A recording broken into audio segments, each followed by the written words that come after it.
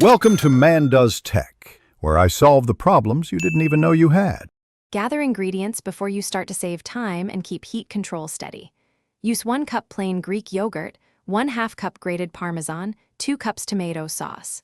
Mince 2 cloves garlic and chop 1 small onion.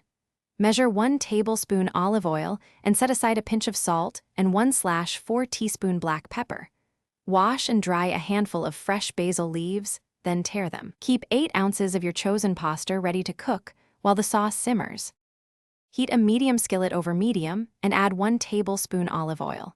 Sauté 1 small chopped onion and 2 cloves minced garlic in 1 tablespoon olive oil until translucent and fragrant, about 3 to 5 minutes. Add a pinch of red pepper flakes if you like mild heat. Stir in 2 cups tomato sauce and simmer 5 minutes to blend flavors and reduce acidity. Remove the pan from the heat, then off-heat. Whisk in 1 cup Greek yogurt and 1/2 cup grated Parmesan until smooth and silky. Cook 8 ounces pasta according to package directions and reserve 1/4 cup pasta water. Drain pasta and return to the pot. Add the sauce and toss, using reserved pasta water to loosen if needed. Serve immediately over 8 ounces of cooked pasta and garnish with basil and black pepper, plus extra Parmesan if desired. Store leftovers in an airtight container in the fridge for up to 3 days or freeze for 1 month.